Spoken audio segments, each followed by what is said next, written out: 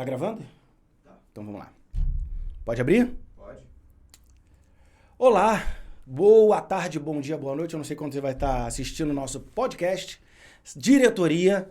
Eu sou Kleber Bittencourt, apresentador e host desse nosso programa aqui, desse nosso podcast. E tenho um prazer de ter você conosco. Hoje eu estou aqui com uma pessoa super especial, um amigo. Eu já vou te adiantar. As pessoas me perguntaram quando eu o convidei para estar aqui conosco, por quê? Por que que esse indivíduo, o que ele tem a ver com a história do IPA, do Instituto Paulo Apóstolo? E eu disse que tudo. Porque não só as histórias que aconteceram aqui na escola, mas o entrevistado de hoje é um cara que eu troco ideia, que eu converso, que eu bato papo. Conheci ele numa situação atípica e os nossos laços, assim, a nossa história, a gente bateu uma hora de papo numa sala de espera. Sim. E onde saiu a nossa amizade.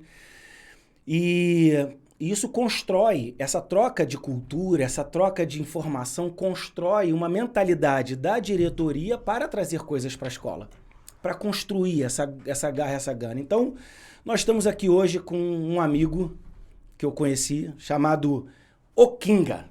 Nome forte. Okinga. Passa pro Okinga. Okinga, ele é do Gabão. Do Gabão.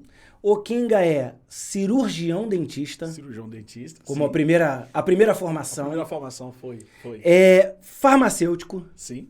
Formado em farmácia. Ou mestrado, doutorado. Como é que eu coloco? Mestre e doutor. Mestre e doutor em farmácia. Farmacologia. Agora, estudante de direito. Opa! Como é que para o homem? O homem tem concurso público no Brasil, tem história no Brasil, construiu família no Brasil. Tem É um homem politizado, que tem aí, hoje a gente se conheceu no Cedini. Foi. Um abraço pro nosso amigo Luiz. O Negro Ogum. Negro Ogum. Meu pai, meu amigo. Nosso guia. Gente o cara boa é um poço de cultura também, né? A gente fala uma memória institucional. Uma memória do negro aqui no Brasil. No Brasil. Rio de Janeiro. O cara está no mundo. Né? Então assim, amigo, bem-vindo ao nosso podcast, bem-vindo ao nosso bate-papo, nossa sala de bate-papo. Você tem liberdade aqui na nossa sala pra gente falar. A gente já estava fazendo uma conversa antes aqui, um esquenta, enquanto as câmeras estavam... E eu acho que isso aqui tem material para mais de um podcast. Vamos que vamos. Mas assim, vamos lá. Vamos começar com o menino. Do Gabão. Vamos falar do menino do Gabão. O menino do Gabão. Aquele Anicê. Anicê do Gabão. O filho da mãe dele. E eu acho muito interessante que a nossa conversa já começa com um país que é pouco falado. É pouco falado. Acho que essa cultura de país assim, é pouco trabalhada. Na verdade, Kleber, os países da África são muito pouco falados quando normalmente eles não envolvem guerras e fome, né? Uhum. Então, como o Gabão ele não passou por esses processos que eu acho que são processos realmente muito, muito ruins, né? Uhum. Então, dificilmente você ouve falar do Gabão, né? Mas o Gabão é um país que eu costumo dizer que o Gabão é um país cosmopolito. No Gabão você encontra quase que toda a África no Gabão. Do Gabão. País pequeno. Ok. Pequeno pelo tamanho, quando a gente compara com o Brasil, é claro, né? Mas assim, é mais ou menos o estado do São Paulo, o tamanho. O Gabão é uma colonização francesa. Os franceses, Okinga fala francês. Okinga fala francês, e fluentemente. É a nossa língua oficial. Mas o Kinga não fala somente francês, né? O Kinga também fala dialeto. Dialeto africano? Qual é o nome do dialeto, Kinga? Lembama. Falei certo? Lembama. Você falou certo, sim. Pode ser Lembama, pode ser Obamba. Porque por exemplo, quer ver? Se eu falar assim, como você está? Vou falar assim, Omar Sabuni. Aí você fala Meli. Oh! Acabei de te ensinar. E eu acho legal, eu tive em Angola... Estava falando com você, eu estive em Angola, e tem uns sons nasalizados, eu não sei se é do Gabão, que é difícil de pronunciar. Tem. A gente estava falando da facilidade. Quer ver um som que você não vai conseguir pronunciar? Nha. É o do A de Angola? Não é o A de Angola. Eu não sei como te dizer isso, mas É meio nasal. É nasal meio, glutal. É isso mesmo. É nasal e glutal. Exatamente. É difícil pra É caramba. difícil. Tipo assim, e você? Como você está? Ngaue. Ngaue. Ngaue. É muito rico, né, cara? Esse mundo é muito rico. E aí, vamos lá, o menino no Gabão. Matheus, coloca pra gente o Gabão. O pessoal não sabe onde fica, acha que Gabão é bairro, Gabão é... Olha lá, o Gabão, o mapa da África. Aqui, olha lá. Kleber, você sabe que eu costumo... Todas as vezes que uma pessoa me pergunta, né?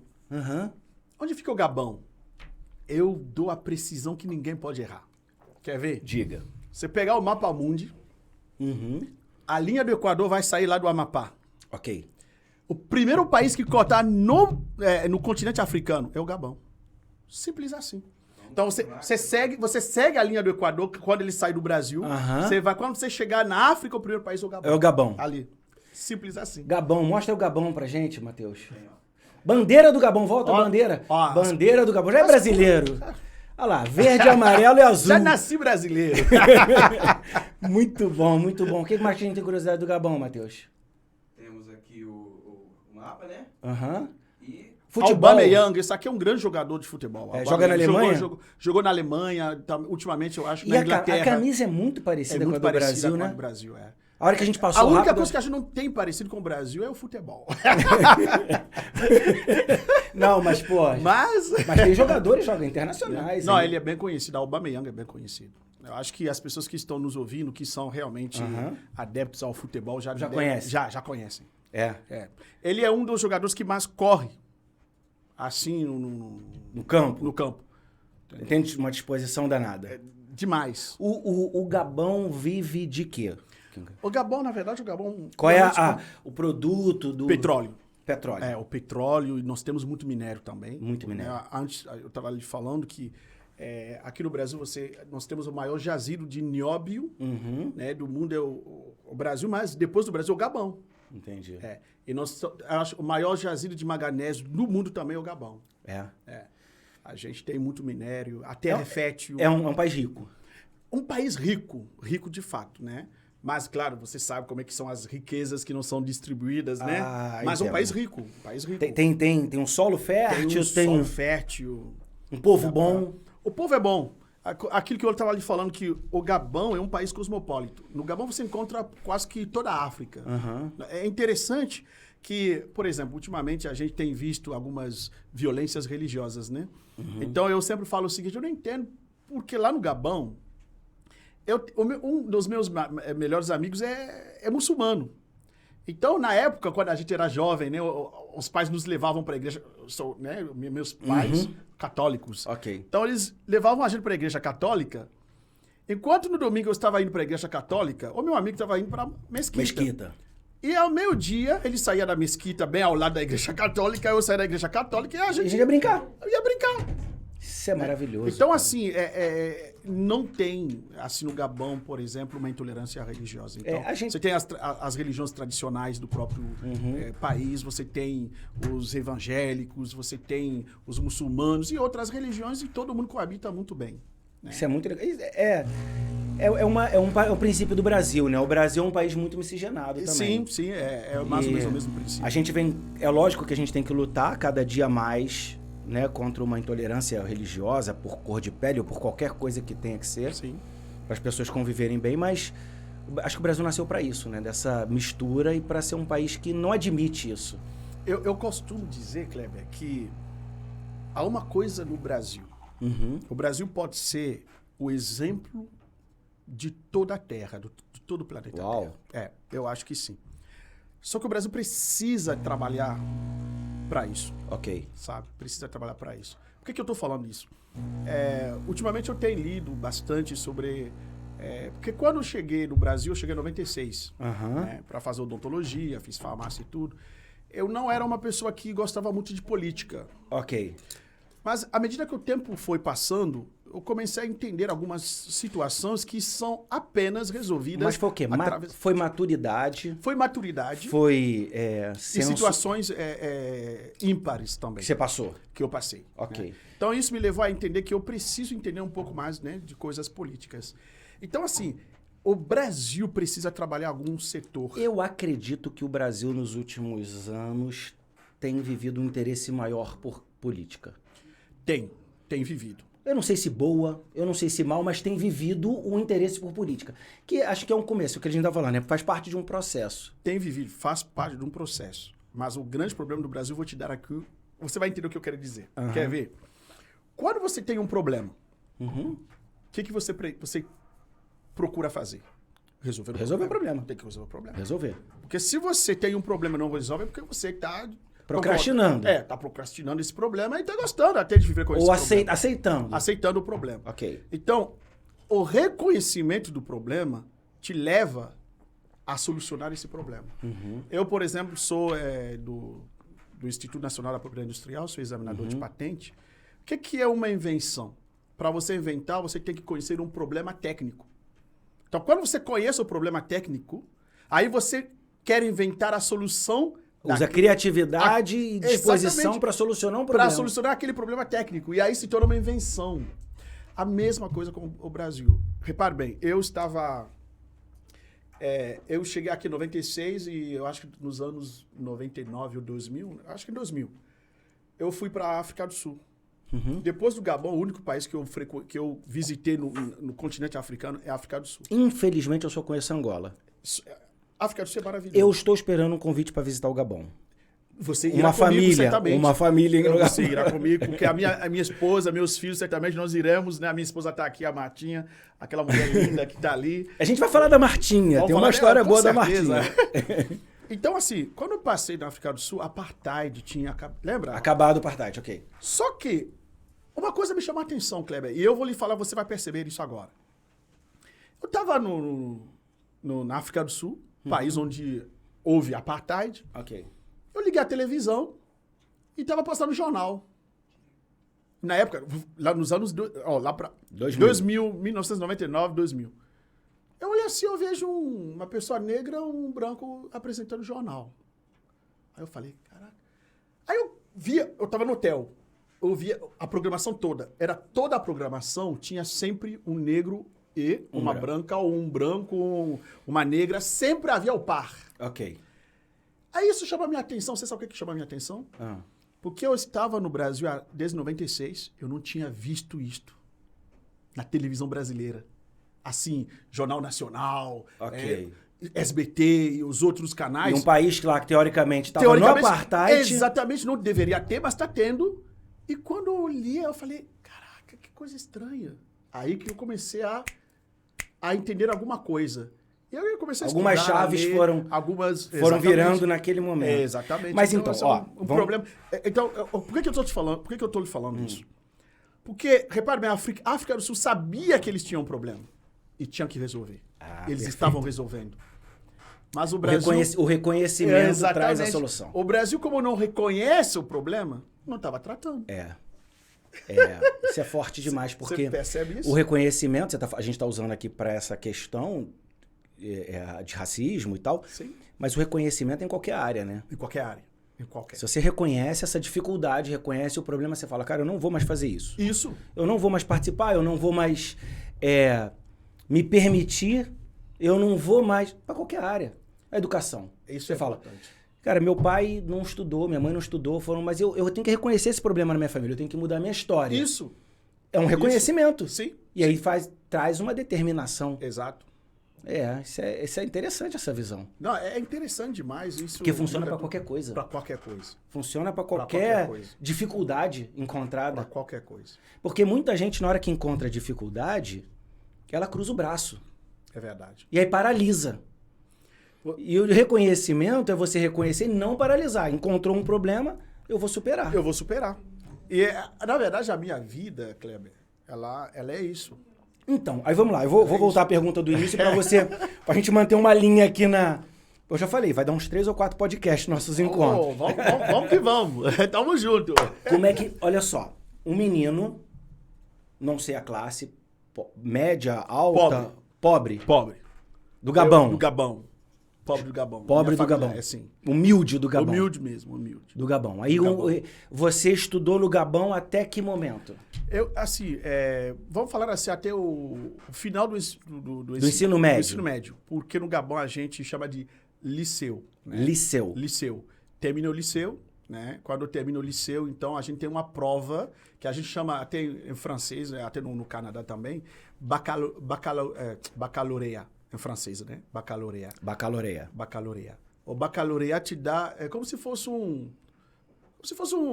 passaporte. Uma autorização. Te certifica. É um diploma. Um certificado. Te certifica naquele nível. Certificado para você poder ir para a universidade. Então lá você você termina o segundo grau, você tem que passar por essa prova. No Gabão, você tem que passar pelo baccalauréat. Não importa se você fez público, privado. Não importa se você fez privado ou público, você tem que passar por isso. Que legal. Baccalauréat. Ela faz um nivelamento para saber se a certificado. pessoa E até a partir disso tudo também, a própria política governamental vai estudar quantos gabonenses estão no estudo superior, né?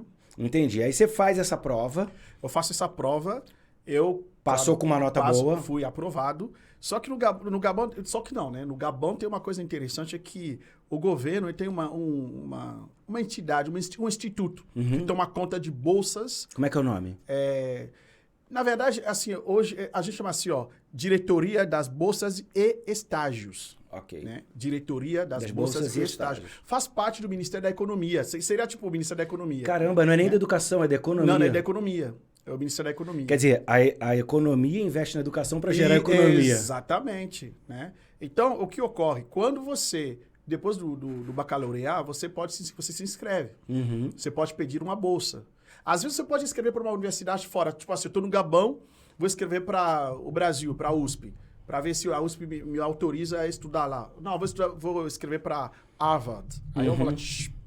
Aí me responde, você tem uma vaga. Eu pego aquela resposta, aquele documento e entrego na diretoria. Na diretoria para eles poderem te arrumar uma bolsa. Vão arrumar uma bolsa internacional. E às vezes eles já têm bolsas internacionais. No caso do Brasil, já tem uma cooperação, um programa né, de cooperação de graduação entre o Brasil e países em desenvolvimento, inclusive o Gabão.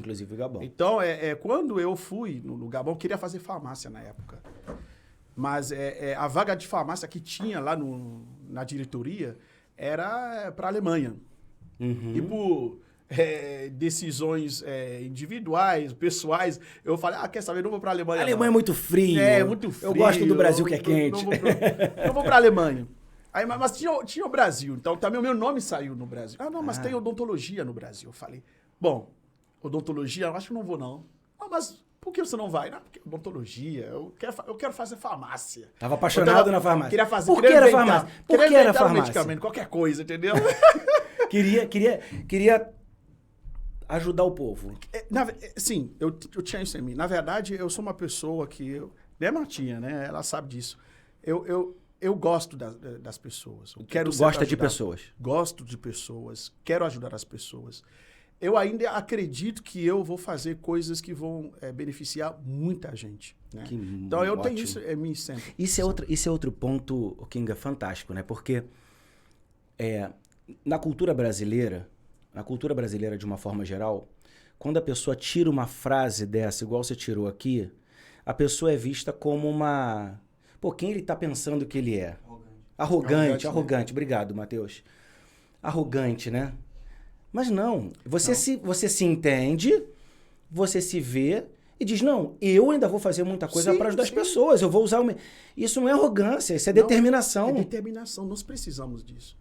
Né? Fantástico. Você quer ver? Isso. A gente está aqui conversando, mas tem gente que está nos ouvindo, né? E essa gente, cada uma delas normalmente tem uma religião. Uma história. Uma pessoa que tem religião, quando ela tem um guia. Ok. O que o guia fala? O guia, ele ensina, ele diz, eu tenho uma missão. Ok. Eu tenho que fazer essa missão. Então, é uma coisa boa. Isso não tem... Isso ou o cara tem um pastor, ou o cara tem um padre, ou o cara tem um líder... Exatamente. Que orienta. Que orienta. Né? Então, aí, quando saiu a bolsa da odontologia, aqui no Brasil, eu fui na Embaixada Brasileira e eu queria declinar, queria mesmo, né? Queria declinar. Não queria aceitar a bolsa. Não queria aceitar a bolsa. Falar, vou deixar pro ano que vem. E aí o diplomata conversa comigo direitinho. O cônsul. Não, era o conselheiro. Conselheiro do conselheiro. Conversou comigo, me explicou, disse, pô, AMC, você conseguiu uma bolsa, não é qualquer pessoa que consegue. Você vai lá e troca. Se você quiser fazer farmácia, você faz farmácia. Na época, nós tínhamos um problema no Gabão, que a gente estava numa transição democrática, né? Uhum. A gente estava saindo do monopartidarismo para a democracia multipartidária. E aí nós ficamos quase 1 ano, 2 anos sem aula, sem escola. Então eu não queria... Só que a aula particular continuava, mas a pública não. Então eu não queria ir para uma universidade pública com medo de dizer a mesma coisa. Exatamente, aqui no Brasil. eu estava traumatizado, né? Então eu falei, então beleza, eu vou, já que eu posso ir lá e trocar odontologia por farmácia, eu vou. E aí ele me falou, então você quer ir para qual universidade? Eu podia escolher USP, de repente, eu podia escolher o FRJ, mas eu optei pela Gama Filho.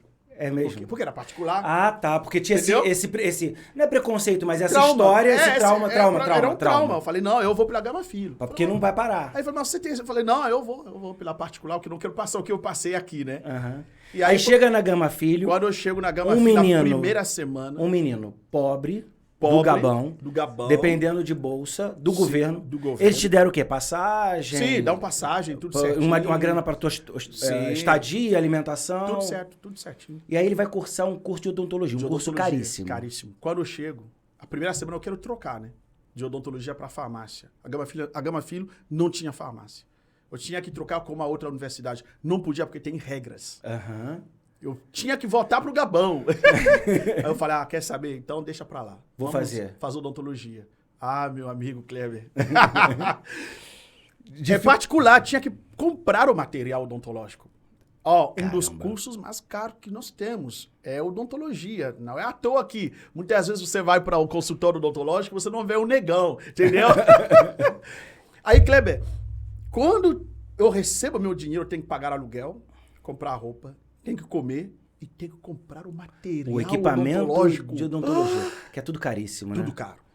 Alguns materiais eu não comprava, não. E meus amigos sabem disso. O que eu fazia? A prova, você tinha que fazer prova com o teu material. O que eu fazia? Esperava os amigos fazerem prova. Para fazer depois com o material fazer depois, exatamente. Dos amigos. Dos amigos. Eles te doavam. Aí eles me davam, né? Tipo assim, ele terminava a prova, descia e me entregava o material e ia lá e fazia a prova. Alguns professores me tiravam pontos, mas outros não. E isso é interessante, Kinga, porque, veja bem, vamos trazer isso para a realidade, né? Vamos repetir, porque um menino pobre vem para o Brasil para estudar, quer dizer, enfrenta todas as dificuldades. Você teve uma oportunidade de uma bolsa. Sim. Mas aí tem que ter um tempero de determinação, né? Tem. Primeiramente, isso é tão importante. Ultimamente eu tenho estudado até sobre as cotas. Que a gente tem em 2022. E esse ano as cotas vão ser discutidas aqui no Brasil, né? Vai ter tipo uma revisão, segundo a lei das cotas. Repare bem que eu não estou saindo do Gabão pela minha própria determinação. Eu já tinha determinação, claro, porque eu estudei. Meu pai, que não estudou, mas queria que eu estudasse. Qual o nome do seu pai? É Benoit. Quer dizer Bento. Bento em português. Okay. Mas é Benoit. Ele não estudou, né? Mas ele vai me apoiar a mim. Entendeu que é a educação que podia mudar o seu status? Só a educação, ele falava sempre isso pra mim. A educação ia mudar a minha vida. Até hoje eu estudo. Porque o meu pai sempre falou isso pra mim, então ficou comigo. Repare bem que quando eu termino, eu preciso de uma cota. De fato eu precisei. Por quê? Porque olha só, quando eu saio do Gabão para o Brasil, é através de uma bolsa. Você reparou como é que é? Então, o governo nos dá a oportunidade de poder estudar fora do país, entendeu? Perfeito. E ainda nos dá auxílio financeiro, que eu não podia ter, eu como pobre. Como é que é manter aqui, né? No como outro que eu país? ia me manter aqui, né? Então, repare bem que junto com tudo isso e a determinação da pessoa... A determinação é fundamental, porque você, assim, hoje você fala um português muito bom. Pô, obrigado, cara. Obrigado. Muito bom. Tô falando bem português aí, gente? mas você vem com francês e com dialeto. Falo. Aí chega no Brasil para falar o português. Quer dizer, tem a dificuldade de estar num país sozinho, a família ficou. Né? Veio com os amigos? Como é que você Na veio? verdade, quando eu saio do Gabão, eu saio com mais seis gaboneses para o Brasil. Eu, odontologia, tinha um engenharia. Veio todo mundo pro Rio de Janeiro? Não. Tinha outros para Minas Gerais, 2 para Minas Gerais e 5 para o Rio de Janeiro. Arquitetura, engenharia, 3 engenharia e eu, odontologia.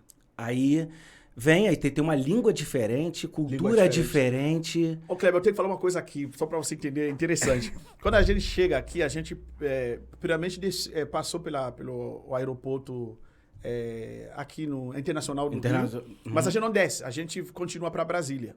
Primeiro foi a Brasília. A gente fica lá em Brasília. Lá em Brasília, a gente se adapta na embaixada. A embaixada nos recebe tudo. E aí eu não sabia falar português, nunca ouvi falar português na minha vida, só para você entender. Espanhol tudo bem, mas português nunca. Aí o conselheiro da embaixada gabonesa aqui, em Brasília vai nos ensinar, vocês têm que falar bom dia. Se a pessoa falar bom dia, você fala bom dia. Eu falei, beleza. Se a pessoa falar tudo bem, você fala tudo bem. Então a gente já andou ali no bairro ali das embaixadas. Dando bom dia, tudo bem. Dando bom dia. Aí tinha um menino, ele tava com uma bola de tênis. Não, ele tinha umas 3 ou 4 bolas de tênis. O menino, acho que ele tinha uns 7 ou 8 anos, ou 9. Tava andando no bairro também. Lago Sul, bairro de rico lá em Brasília. Aí ele passou aí, eu falei assim, em francês, né? Nossa, ele tá com os amigos, ele tá com uma bola de tênis. Aí eu pedi uma pra ele. Me dá um. Aí ele me deu. Aí eu falei assim, obrigado. Ele falou, de nada. Aí eu não entendi nada que ele falou. Aí eu falei assim, tudo bem? Porque eu queria falar. Ele falou tudo. Kleber, quando ele falou tudo, eu fiquei tão extasiado. Você não tem noção. Porque ele te respondeu. Porque ele me respondeu. Não, porque ele me respondeu tudo. Ele não me respondeu tudo bem. Então eu fiquei assim, caraca, você pode, em vez de falar tudo bem, você pode falar dizer tudo. Pra mim, aquilo ali foi o máximo. É muito... Não, é incrível. Eu falei, nossa, agora, cultura é demais, né, a partir de hoje, quer me dizer tudo bem? Vou falar tudo. Aí o Kinga faz essa faculdade cara, sim, vence essas determinações, mas ele tinha um objetivo, que era farmácia. Era farmácia. E aí, como é que entra na farmácia? Entra direto, não entra direto, continua, vai exercer odontologia? A gente estava falando agora de determinação. Quando eu faço odontologia, eu termino a odontologia, eu vou fazer também bucomaxilo. Especialização? Residência. No Hospital dos Servidores do Estado. Ok. Aqui no Rio de Janeiro, lá na Rua Sacadura, Cabral. Eu vou fazer prova, eu vou passar. O professor Vladimir Cortese, na época, que era o professor da UFRJ, era o chefe de serviço. Então, eu vou entrar na residência do bucomaxilo. Vou ficar 2 anos. Se eu não terminei o 3º ano, eu fui residente 1, residente 2, não fiz o 3º ano porque o meu professor, o chefe de serviço, o Vladimir Cortese, ele foi eleito diretor da Faculdade de Odontologia da UFRJ.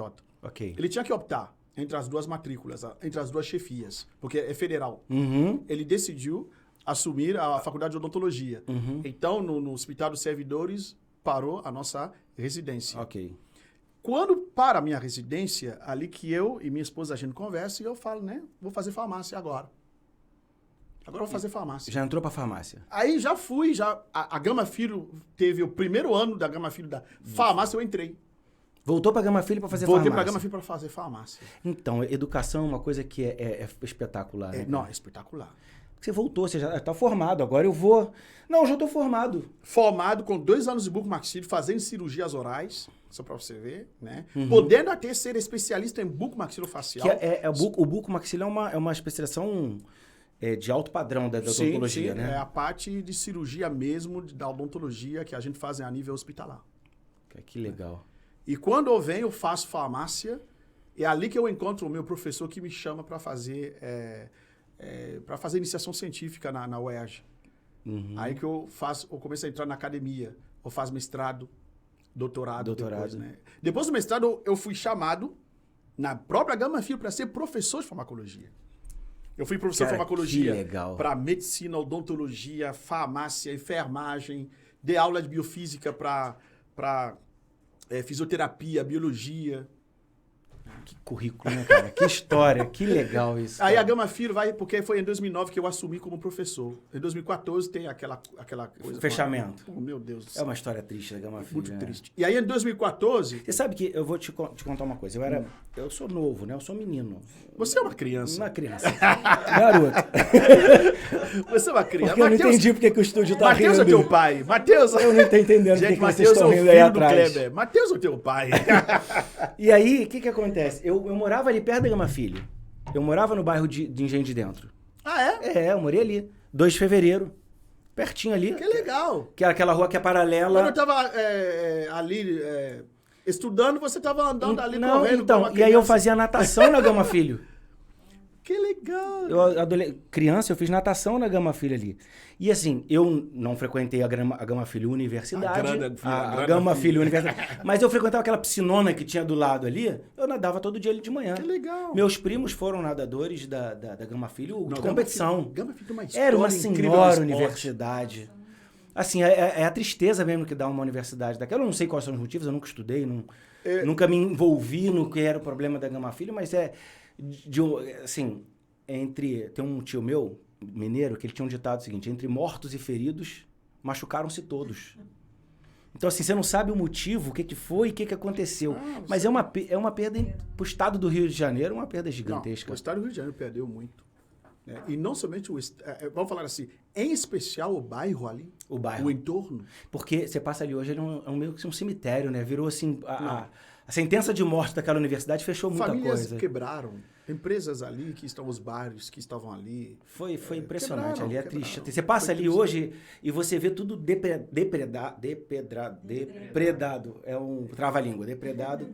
E você passa ali, você vê tudo sem janela hoje, arrancaram muita coisa ali, aí você dá uma tristeza. Ali dá para refazer aquele bairro, para ter um projeto muito bacana. Pela cidade do Rio de Janeiro. Um projeto, até pelo estado do Rio de Janeiro. Eu sei que tem muita coisa que entrava, né? Tem lei, tem dívida, tem muita coisa que entrava ali. Muito mais dívida, né? Mas eu acho que aquilo ali merecia uma atenção até dos políticos. Merece. Dos políticos do estado do Rio de Janeiro. Sim. Eu não sei como é que vai fazer isso, eu não sou tão politizado para entender isso. Mas eu acho que aquilo ali merecia uma faculdade. Tem muita história de sucesso. Tem muita gente que transformou ali. O prefeito atual diz que vai se tornar uma escola técnica, se não me engano. Né? Ah, é? É. Mas seria espetacular. Mesmo que não aconteça, né, todo aquele que é um bom político, que queira realmente sair pelo estado do Rio de Janeiro, quer seja federal ou estadual, precisa atuar ali. Precisa. Ali precisa de uma atenção. Ali precisava Precisa. de uma junta, Sim, de uma pessoa sim. que não olhasse o partido ou o esquerdo ou direito, mas se envolvessem na reconstrução ali de um polo educacional forte. E pode ali, se né? tornar ainda um polo educacional forte. Forte ainda ali. Pode. Porque a estrutura tem. Nós precisamos disso no estado do Rio de Janeiro. Né? Muito. Essa ideia é muito boa. É. Essa ideia é boa. E, vamos lá. Então, Continuamos. Aí, o Kinga, o cara vai pra farmácia. Faz mestrado, doutorado. Mestrado, doutorado. Não. Eu professor, né? Depois disso, quando fecha a Gama Filho, como eu só tinha mestrado, uma professora minha Só tinha mestrado. Aí a pessoa fala assim, quando eu só tinha mestrado, Matheus. Eu só tinha mestrado, fica tranquilo. Eu não tinha o doutorado, eu só tava com mestradinho. Ainda. Não tinha doutorado ainda. Uhum. E aí me chamaram para fazer doutorado na UERJ, eu fui lá e fiz doutorado. E aí eu terminei. Só especialização. Como é que foi a especialização do doutorado? Você fez em quê? Eu fiz na área de farmacologia. Farmacologia também. Farmacologia também. Mestrado na farmacologia também. A paixão era farmacologia. Porque lembra que quando eu saí do Gabão eu queria fazer farmácia, né? Uhum. Então acabou realmente sendo paixão farmacologia. Tudo a ver com a farmácia. Mas assim, olha só, eu quero contar 2 histórias suas que a gente estava aqui nos bastidores. Sim. Uma é do próprio INPI. Você tem uma história grande com o INPI. Não, eu tenho que contar de determinação. Eu tenho que contar essa história. Porque, assim, as histórias que nós contamos aqui, elas têm que fazer diferença na sua vida. Fazem diferença. E por que essa importância que eu te falei? Esse bate-papo aqui, a gente ficou 1 hora lá no CDNP conversando. A gente tava conversando, é interessante. Batendo papo. É. E eu falei, cara, a história desse cara é uma história de sucesso, né, bicho? Eu falei, pô, o cara A gente vai falar sobre... A gente vai falar ainda aqui hoje sobre racismo, sobre o seu envolvimento agora na OAB da Barra da Tijuca como conselheiro. Nossa, eu gostei demais. Eu acho que a gente vai falar sobre isso. Vamos falar sobre isso também, interessante. A gente estava falando aqui nos bastidores, mas você tem uma história legal com o INPI. Eu tenho essa história. Fez a prova e não levou. Tem que ser contada. Fala comigo. Assim, quando eu fui para fazer mestrado, em 2008, saiu um concurso do INPI. No edital dizia... As pessoas não sabem o que é INPI. O INPI, gente, é o Instituto Nacional da Propriedade Industrial, tá? É tipo assim, um escritório de patentes. Se você tem uma invenção e que você quer realmente... Registrar. Não é nem registrar, a gente falou assim, fazendo um pedido, né? De uma invenção, tipo assim, ó, de patente, ó. Perfeito. Eu tenho uma invenção, então eu quero saber se realmente vocês podem me conceder a patente. Você vai levar, você vai fazer esse pedido, vai depositar o pedido no INPI, nós vamos estudar se realmente você tem patente. A gente estuda mesmo. Se aquilo ali foi criação sua... Ou se já houve uma outra pessoa que já teve a mesma ideia ou a mesma invenção, então a gente vai estudar. Se realmente é uma invenção, a gente vai te otorgar uma patente. Aquilo é seu. Aquilo é seu. Pode ser 15 a 20, depende do tipo de patente, pode ser 15 anos você explorando ou 20 anos você explorando a partir do momento que você fez o depósito do pedido de patente no INPI. Uau. E isto acontece em qualquer lugar do mundo industrializado. E vale no mundo todo? Não. Quando você faz esse pedido... Do Brasil? Só no território brasileiro. Existe uma maneira de você fazer esse pedido em outros territórios. A gente chama de PCT. Mas, por enquanto, a gente vai falar um outro dia, quando a gente falar apenas de propriedade industrial. Que é um assunto que rende pra caramba. É interessantíssimo. Eu acho que a gente tem que ter um podcast sobre propriedade industrial, sabia? Porque, assim, as pessoas não entendem sobre propriedade industrial. Não entendem. Porque parece uma seita, né? Mas é a coisa que muda o mundo. O mundo é transformado a partir da propriedade industrial. Vamos lá. Aí, olha só. 2008, tá lá o concurso. E tá escrito no edital que o estrangeiro com carteira com visto de permanência podia fazer a prova. Aí eu falei, oba, Martinha, meu amor. Meu amor, na prova, agora. Concurso aqui, ó. E eu sou professor de farmacologia, olhei o edital, falei, dá pra passar. Então vai fazer. Deixa eu falar uma coisa pra vocês. Essa era eu acho que é uma das provas mais difíceis que tem. É mesmo? Vou te explicar por quê.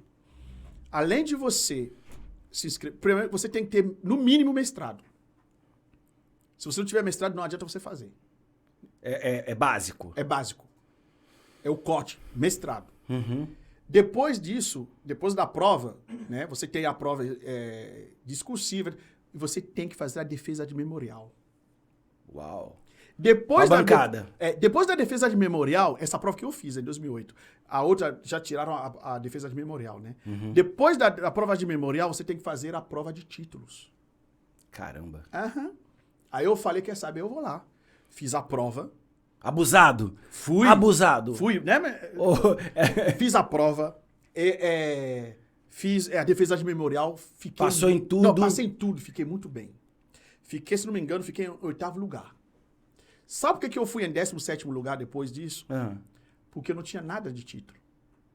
Então, no título, eu desci. Ok. Só que eu continuei dentro das vagas. Tinham mais de 17 vagas. Tinha mais de... Eu tava lá dentro. Ok. Aí, isso é 2008. A prova saiu... O resultado saiu em 2009, se não me engano. Em 2011, eu fui chamado para assumir. Para assumir? Para assumir. Como examinador de patente na área de farmácia. E aí? Cheguei, tudo. Quando eu levei a minha documentação, quando eu chego em casa, eu recebo um e-mail da área dos recursos humanos do INPI. Para eu voltar lá urgentemente. No dia seguinte. Eu falei, mas por quê?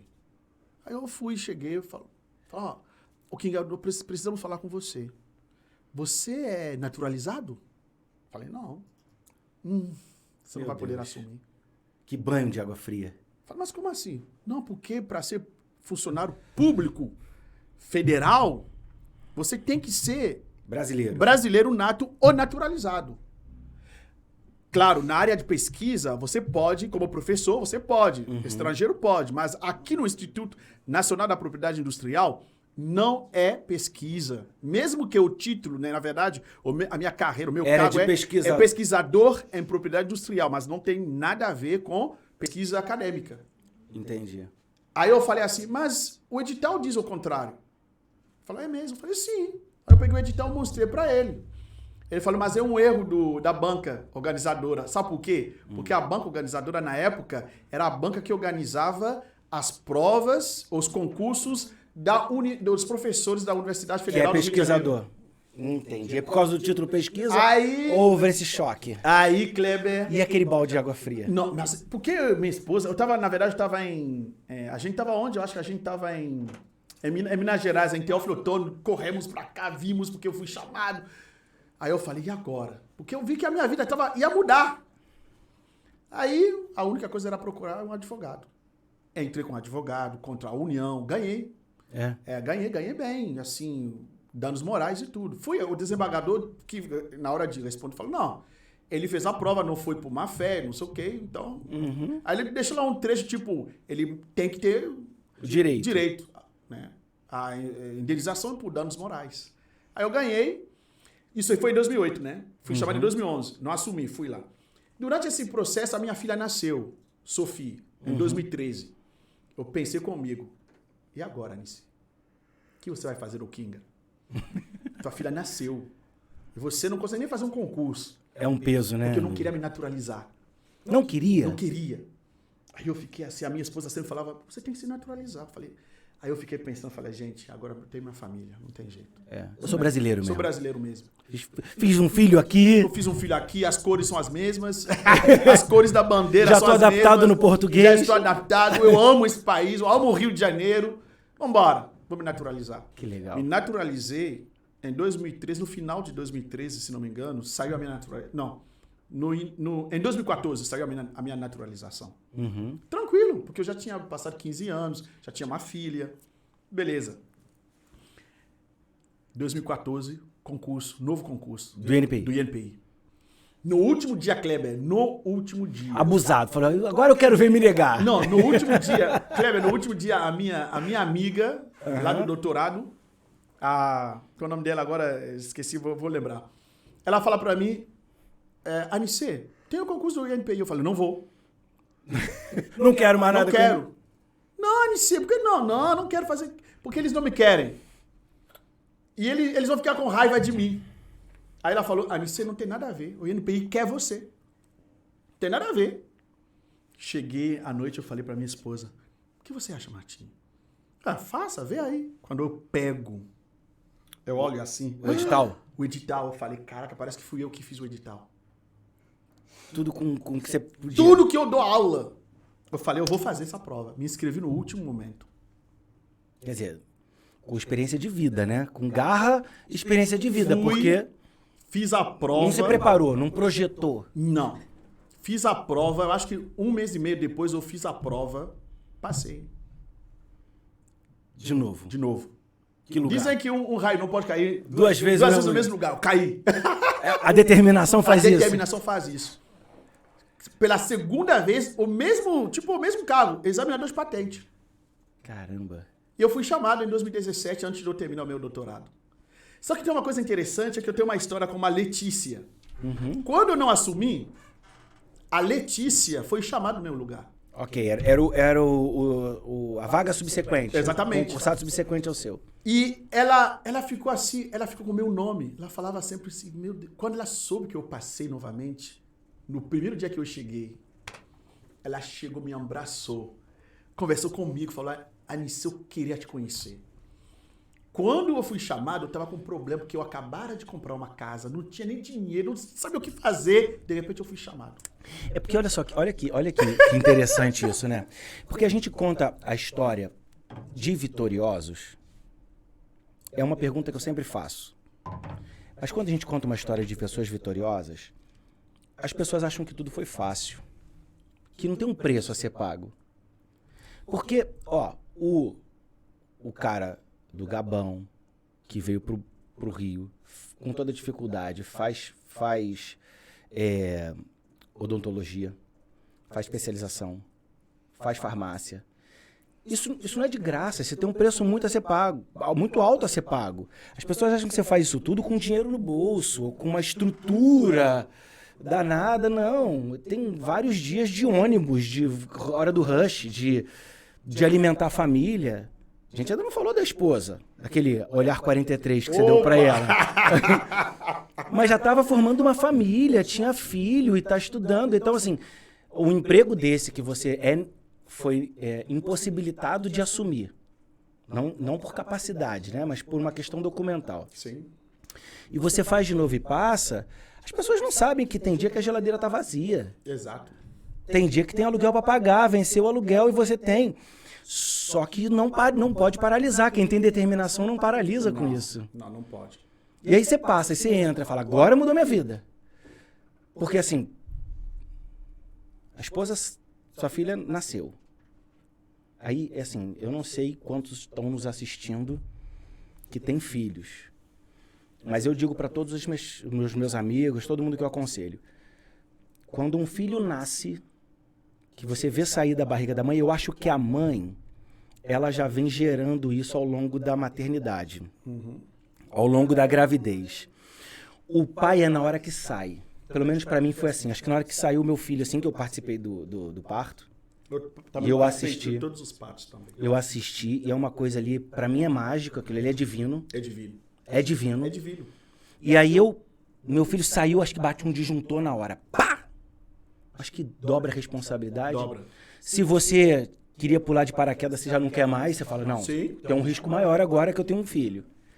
Tem coisas que você arriscava que você não arrisca mais. Que eu fazia, que eu comecei a fazer, pintei o quarto, que eu nunca tinha pintado nada. Pintei o quarto. Eu também pintei o quarto do meu filho todinho. Sozinho, coloquei o papel de parede. É muito doido, Comecei né? a entender Esse negócio da eu responsabilidade. tinha que trabalhar mais e mais ainda. É muito legal isso. E você tem uma força interior que é incrível. Que dá, é muito legal. Aí, assim, então isso tem que ser valorizado, entendeu, Kinga? Porque as pessoas querem as coisas sem pagar um preço por aquilo.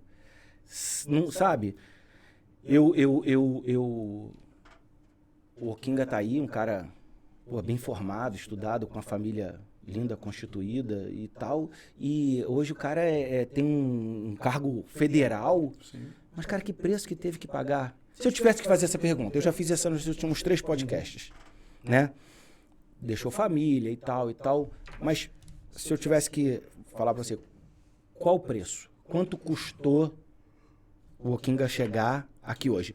Não o dinheiro, Sim. mas o valor de coisas. O que o Kinga teve que abdicar? O que o Kinga teve que abrir mão para estar onde está hoje? Quanto custou? Eu vou te responder de uma maneira um pouco religiosa. Ok. Custou a fé. Excelente. Porque quando você tem uma fé, tudo que é sacrifício você faz. Então, tem muitas coisas que eu sacrifiquei pela fé que eu tinha, pela determinação que eu tinha, com aquela visão que eu tinha. Uhum. E aí eu fui. Não tem jeito. Então, assim, a gente faz sacrifícios porque a gente tem a certeza de que algo maior está lá na frente. Excelente. E a gente abre mão de muitas outras coisas. Eu sou uma pessoa que, a minha esposa sabe muito bem disso, eu não sou por exemplo, de esbanjar, de sair, não. E se eu tiver que ficar em casa durante 3, 4, uma semana, eu fico. Por um bem maior. Né? Então, há sacrifícios. E tem que haver sacrifícios. Tem que haver sacrifício. Sem sacrifícios, não há vitória. Né? E é isso que aconteceu, né? Então, assim eu fiz e assim eu vou continuar fazendo. Eu costumo dizer para as pessoas, a gente estava falando agora, você fala que eu sou uma pessoa politizada, né? Uhum. Que o que está faltando entre aqueles bons políticos que a gente lembra, quando de repente hoje, é que os outros eram sacrifícios vivos para a população. O cara diz, eu sou o representante dos outros, vou ser um sacrifício para eles. Eu vou trabalhar para melhorar os outros, para melhorar o meu país, para melhorar a minha cidade, para melhorar mesmo o meu estado, para melhorar a educação, que nós estamos aqui, né, no Instituto Paulo Apóstolo. Para quê? Para melhorar a educação. Qual é a saída ou a mudança de tudo? Educação. Educação. Eu costumo dizer, quer ver? O que é educação? É a palavra. Você, quando o teu filho nasce, você faz o que com ele? Ensina. Uhum. Você fica olhando, fazendo gestos? Não, você fala com ele. Quando a pessoa vai para a escola, você fala com ele. Quando a tua mãe quer te ensinar, ela fala contigo. Tudo é educação. E a educação muda tudo. É educação para o advogado, para o político, é educação para o juízo, é educação para o médico. É. A educação que nos leva, muitas vezes, por exemplo, a minha fé é o quê? A educação. Educação. Estudo. Estudo. Quando meu pai me aconselhava de eu poder estudar porque ele não estudou, e me dizendo que é isso que vai fazer de mim amanhã uma pessoa muito diferente do que ele era, ou do que ele, né, na época que ele era na época, e de fato ele tinha razão, é educação. E aí? Aí você tem um pai, vamos colocar com pouca cultura, ou pouquíssima cultura, ou nenhuma cultura, mas que vê na educação um fato determinante para a mudança da história do filho. Sim. Não vamos dizer pouca cultura, né? Vamos dizer assim, educação acadêmica. Pouca educação acadêmica, ok. Mas cultura tinha. Ok. Né? A cultura africana, né? A ok. Cultura que eles não misturar a cultura com a inteligência acadêmica. Exato. Ok. Exato. É porque a diferença do burro e do ignorante é que o burro você ensina e ele não aprende. O ignorante é que não teve acesso. Não teve acesso. É interessante. Não é interessante? Interessante. O burro é aquele que você ensina, o cara não aprende. Ele é burro. Entendi o que você está falando. E por isso que o animal burro chama-se burro. Entendi né? o que você está falando. Agora, o ignorante não. Ele, infelizmente, não teve acesso. Mas se desse, tem muita gente que é ignorante porque não teve acesso. Mas quando você dá acesso para esse cara, dá informação para esse cara, ele vira um monstro. Eu estava aqui no podcast, no primeiro, eu estava com o nosso professor aqui, ele falou, eu tinha um cara que eu conhecia que ele era ignorante em matemática, mas era inteligente em matemática. Olha a diferença. Ele veio de plantador de cana e ele veio fazer um ensino fundamental. E ele queria tanto estudar que ele queria participar das aulas do ensino médio para já ir estudando. E o professor permitiu. Ele entrava na sala do ensino médio como ouvinte. Por final, ele aprendia matemática e ele estava no fundamental, fazendo fundamental, mas ensinava a matemática para os colegas de ensino médio. Que legal. Quando deu acesso para esse cara a uma informação, a uma educação acadêmica... Você está falando uma coisa aí interessante, depois a gente vai entrar nisso, se a gente tiver tempo, claro, sobre o acesso à educação. Uhum. Isso é interessante demais, que a gente tem um assunto que pode ser hoje ou em outro momento, sobre, por exemplo, o racismo. E eu costumo dizer que ninguém pode falar de racismo se não falar de história. Se você não falar de história, não fala de racismo. Se você não conhece história, não fala de racismo. Esqueça.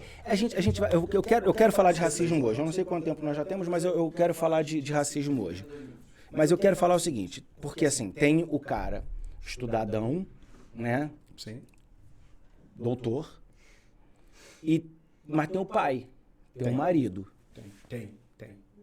Essa outra face. Tem. Do Oquinga. Que a mulher que se chama Lucimar Mendes Pado, a Martinha Atura. A Martinha. Martinha. Martinha.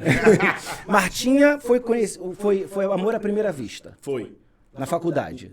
Na verdade, é o seguinte, ela, a amiga dela, chama Fabiana. Uhum. Até hoje a Fabiana fala isso direto. Até para os nossos filhos ela fala. Fabiana é o Cupido. Cupido.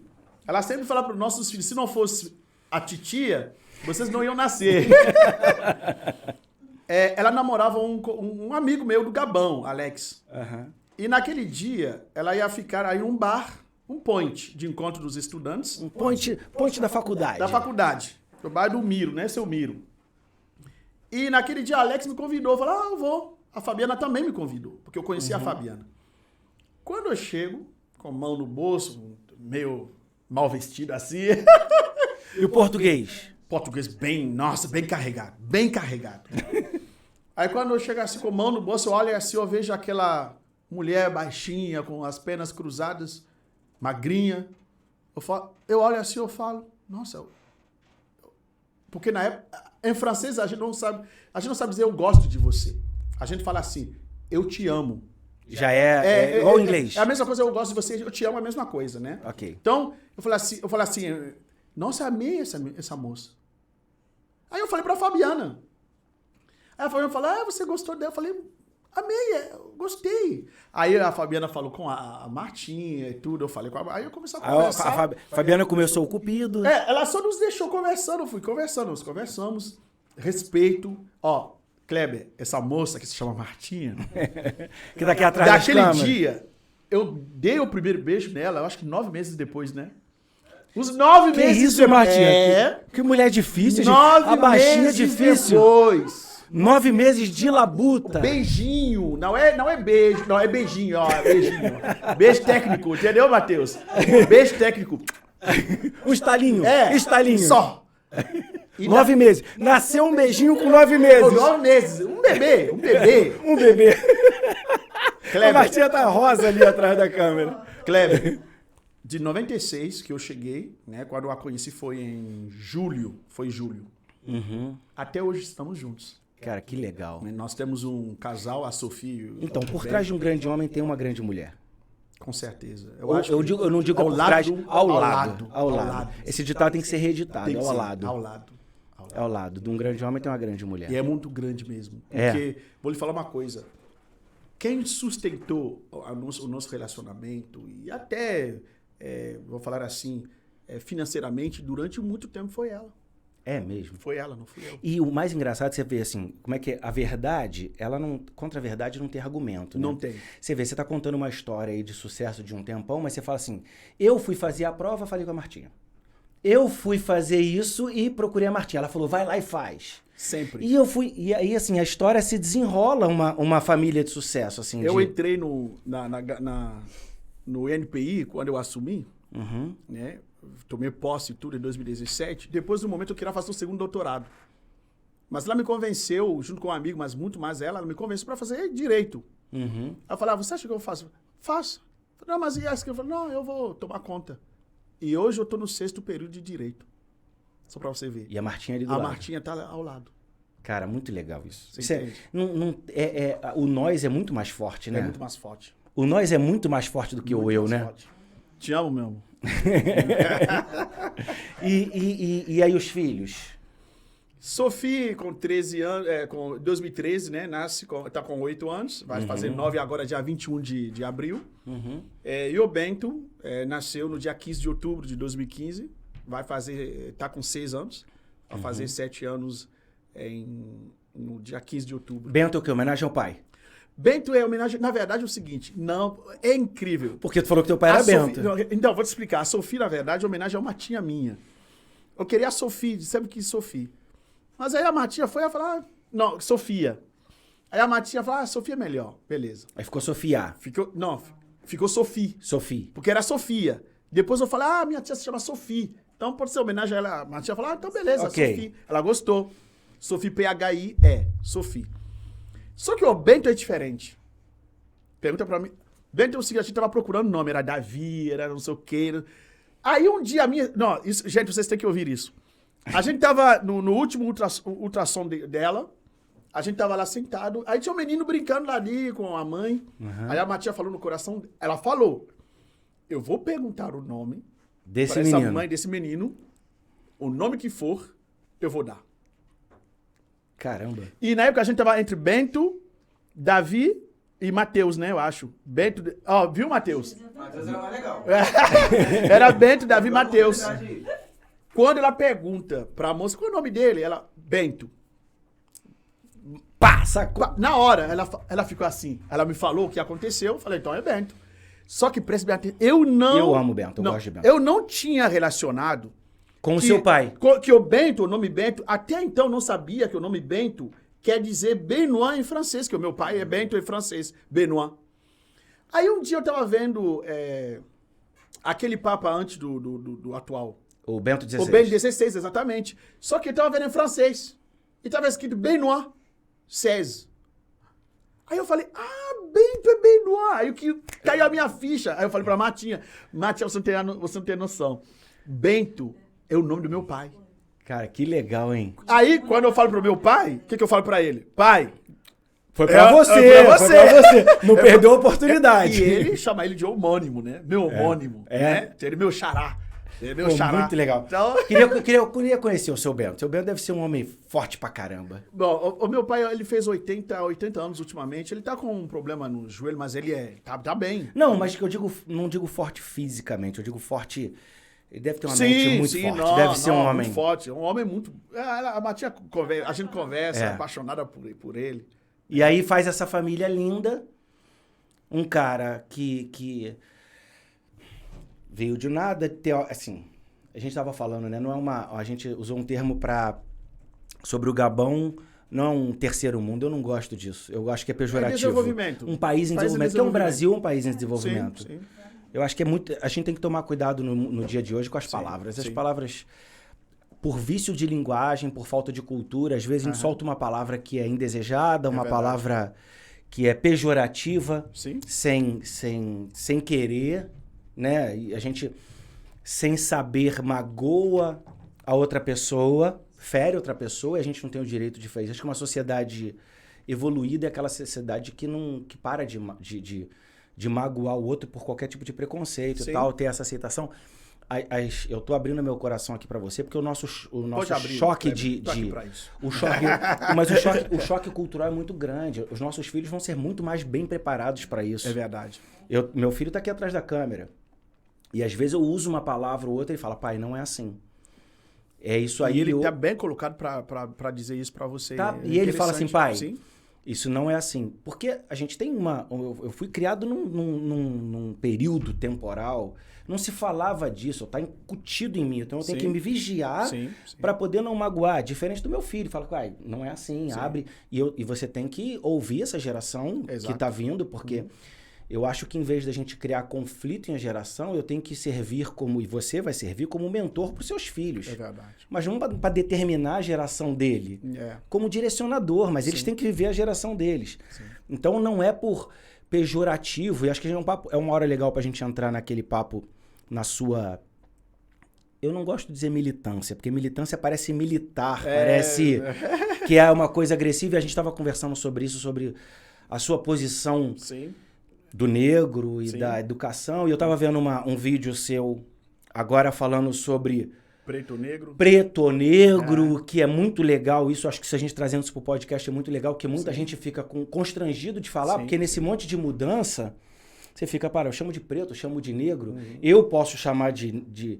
Porque assim, eu tava lá nos Estados Unidos e eles se chamam de negro entre eles, mas se você chamar de negro... Eles chamam de niga. Niga. Nem se fala. Niga. Nem se fala. Olha lá, nem se fala. Olha lá, hoje é porque assim... Mas não é assim, não é pejorativo. É cultural, é para entender a cultura do lugar e para poder tratar a pessoa como ela gosta. Mas eu tava vendo o seu vídeo, achei o seu vídeo... Era curtinho, mas muito legal. Vamos entrar nesse papo agora, porque você faz parte do... Você é conselheiro. Sou conselheiro de honra do CEDINE, que quer dizer Conselho Estadual dos Direitos do Negro e da Promoção de Igualdade Racial, né? Isso.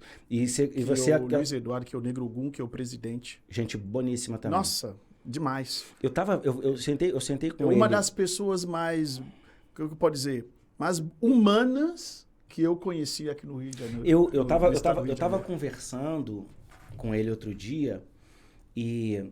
falando sobre a cultura afro, né? Ele estava falando um detalhe, assim, que não está no livro de história.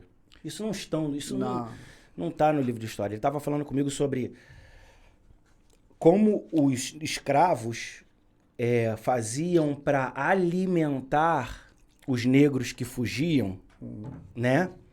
E aí ele falou, cara, a gente, pela cultura nossa, a gente botava a comida, os bolos, o que dava para aquele negro, o fujão, e a gente pendurava numa árvore e dizia que aquilo era uma oferenda.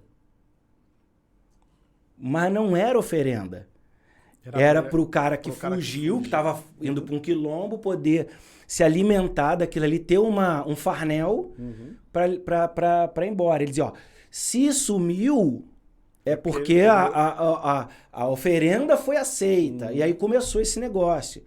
E conversar com um cara desse é muita cultura, né, cara? É muita... E eu achei muito legal. Eu falei assim, eu nunca pensei nisso. A gente estava conversando sobre isso porque meu pai é negro. Então, assim, pra mim, que não sou negro, esse é o quê? Eu não sei nem o que eu sou, mas eu não sou negro, eu sou uma mistura. Mas meu pai é negro, minha avó era negra. Eu nunca tive racismo. Então, eu tive grandes amigos negros e nunca teve diferença eu comer no meu prato ou não comer. Isso não fazia parte da minha cultura. Então, mas eu também nunca senti por não ser negro. Entendi. Então, na minha visão, e o meu filho discute isso muito comigo, ele fala, mas você não pode dizer porque você nunca sofreu. E é verdade, porque eu nunca sofri porque eu sou branco, mas eu não via racismo porque eu também nunca tive. Entendi. Porque fazia parte da minha cultura. Entendi. Mas é um assunto que eu acho que tem que ser bem esclarecido, né? Com cultura. É um assunto que tem que ser muito bem esclarecido. Eu acho que teve um momento que a gente estava falando sobre ter um problema.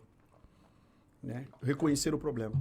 Isso, falamos. E quando você reconhece o problema, você trata desse problema. Você traz a solução. Hoje nós já temos muita literatura que nos demonstra que o racismo ele não é apenas um produto. O racismo é um processo. E não é apenas um processo também. É um processo de longa duração. E histórico também. E de dominação. Então, repare bem, quando a gente fala de racismo, tem o John James, ele escreveu um livro chamado de Racismo e Preconceito. Em 1973, um professor lá dos Estados Unidos. E ele divide o racismo em três. Racismo individual, que se confunde com o preconceito racial. Preconceito racial é o quê? Por exemplo, eu vou dar um exemplo diferente, tá? Okay. Em vez de falar o branco, eu vou falar o negro. Por exemplo, eu negro, na minha comunidade, na minha raça negra, entendo que eu sou superior a você que é branco. Então, você, por exemplo, é muito inferior a mim e tuas qualidades são inferiores. Então, já tem um preconceito né, em relação à sua raça. Okay. Eu, negro. Então, né? Me coloca num patamar maior do que o seu. Se eu olhar para você, eu acho que você é qualquer... Isso é um preconceito. Ok. Individual, então, esse preconceito se confunde com o racismo individual. Tipo, é pontual. Eu tenho racismo, mas eu estou fazendo racismo contra você. Contra ele, contra o outro. Beleza. Mas existe também o racismo institucional. Onde as instituições são baseadas a partir vou falar assim, de entendimentos de racismo individuais. O que quer dizer isso? Por exemplo, eu vou dar aqui um exemplo que todo mundo sabe. Esse é um exemplo... Clássico. Clássico. Não é clássico, mas aconteceu ultimamente. Isso aí até o Ministério Público Federal entrou na história. Houve uma foto da XP, que a foto, todos os trabalhadores eram todos brancos. Num país como o Brasil, onde você tem... Uma miscigenação absurda. Então o Ministério Público Federal entrou, falou, gente, tem que haver diversidade. O que está acontecendo ali?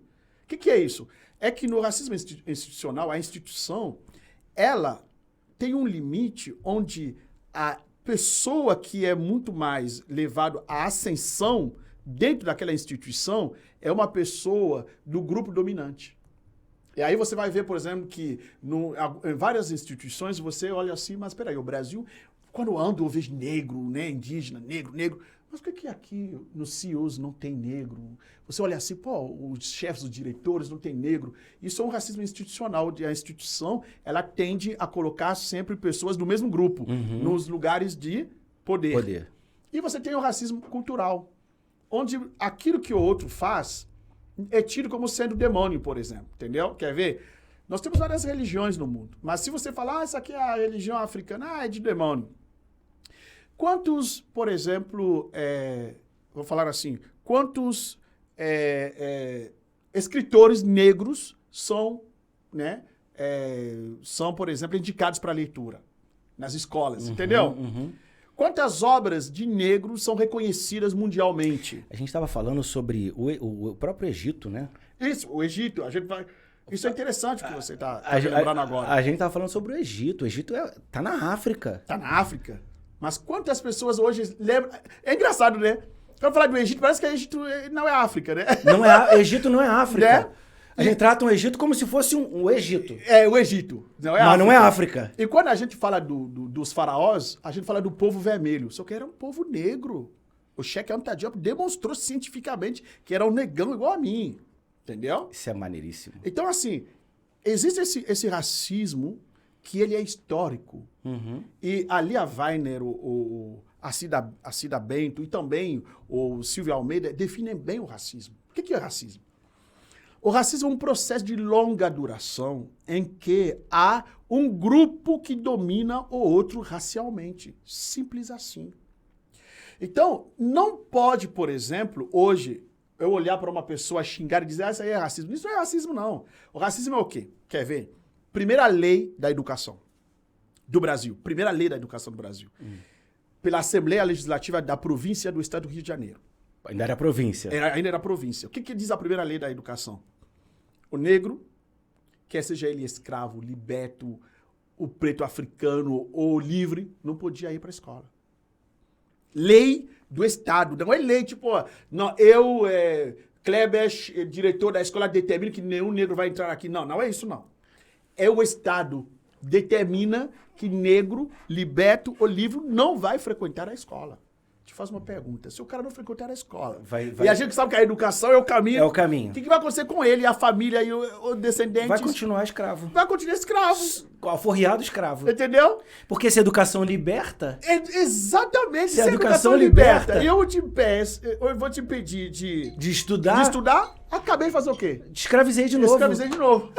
Por isso que a gente estava naquele papo espetacular sobre a liberdade do negro na educação. Exatamente. Não com arma mais. Você entende? Mas na educação. E isso não é só... A gente está falando de educação, né? Mas não é só educação. Quando tem 1888, a princesa Isabel vai, né? A lei. A lei áurea. O que vai acontecer? Você tem em 1850, antes disso, né? Se não me engano, 1850, antes disso, a lei de terras. O negro não podia ser proprietário de terras. E aí eu faço uma pergunta. O cara não pode ser proprietário de terra, não pode estudar. Porque quando é liberto, não é revogado, as outras leis continuam, tá? Como é que faz? Não tinha aquele tracinho no final assim, revoga-se lei em contrário. Não tinha. Então a pergunta é, o que acontece com ele? Continua na escravidão. Continua. Só que de uma maneira diferente. Aí eu tenho uma coisa que eu falo assim, ó. Nada se cria, tudo se transforma. Perfeito. Lavoisier. Né? E aí, você vê que hoje, a consequência daqui hoje é o racismo estrutural. Para você poder chegar ao que, por exemplo, uma pessoa como Aniceu Kinga, determinada e tudo, para você ter vários Aniceu Kinga assim... O cara que nunca se colocou, que eu acho que é um grande diferencial, você nunca se colocou na posição ou como aquela persona que a cultura ou queriam te colocar. Sim. Você nunca se permitiu se colocar naquele... Ser colocado naquele lugar. Não queria. Porque você repara bem que eu tô saindo num país, claro, colonizado, mas independente, apesar de tudo que a gente sabe, tudo, independente, onde não tem aquela relação de raça, né? Raça dominante, a pessoa fraca, inferior, não tem isso, não existe isso. Chego num lugar onde querem me colocar assim, eu falo, não sou isso, sou outra pessoa. Aí determinado. Só que para você ter vários Kinga assim, você precisa fazer uma coisa, Kleber. Desmantelar a estrutura. E é o que a gente estava falando, é um processo. Não é uma coisa que é hoje, né? Não, exatamente. Se fosse hoje, a gente ia acabar com isso há muito tempo. Não é estalar de dedo. Mas não é. É uma coisa que tem que ser conscientizado, tem que ser falado, tem que ser estudado, tem que mudar. O que eu estava falando com o Luiz. Mudar a estrutura da história. Isso. De como foi contada a história. Você entende, cara? Porque, assim, é óbvio que isso aqui hoje, a internet, isso libertou muito. Porque você pode ouvir a história numa versão não escrita mais aproximada por brancos. Mas você falou tudo, é isso mesmo. É verdade. Mas uma história contada por quem viveu. Exato. Você vê assim, uma história de quilombo, uma história do cara que sofreu na pele. Então, assim, é muito legal porque você vê o outro lado. Você tem que ter a mente aberta. Primeiro, você vai ter que ter uma mente aberta, porque você estudou isso numa fase da sua... Pedagogicamente, tá? Falando agora pedagogicamente. Você estudou isso numa fase da sua vida que aquilo ali registrou como verdade no seu cérebro. Então, é uma luta contra você mesmo pra desmentir aquilo que te contaram. Nossa. Você tem que desconstruir em você. Então, é muito difícil isso. É difícil, cara. E aí você tem que aceitar, você tem que pegar essa informação, digerir, aceitar, ter uma mente aberta, dar um reset mental pra poder falar, cara, tem a visão, tem que usar empatia. Tem que ser Tem que com ser empatia, amor, você usar a visão do diálogo, outro e falar, cara... respeito. Com Entendeu? tudo. E Com assim, tudo. eu acho que esse respeito é muito legal, porque, assim, você vai ter que entender que eu vou colocar como eu para Sim. poder expressar uma necessidade de um povo, né? Tá. Por mais que eu queira e quero, você vê, eu tenho meu pai negro, Sim. eu tenho crenças limitantes que foram colocadas por uma educação padronizada Sim. que eu vou ter que vencer. Sim. Então, de vez em quando, eu posso me pegar deslizando. É claro. E a gente somos tem que seres ter humanos. parceria para Sim. dizer... Muita maturidade para Sim. dizer, Kleber, isso você não, esse Igual teu pensamento filho, não é igual teu legal. filho faz contigo. Faz. É igual, mas isso é a convivência. O ser humano é feito disso. Essa relação que é Essa relação tem que maravilhosa, né? existir, É muito claro, boa, não muito tem boa. jeito, entendeu?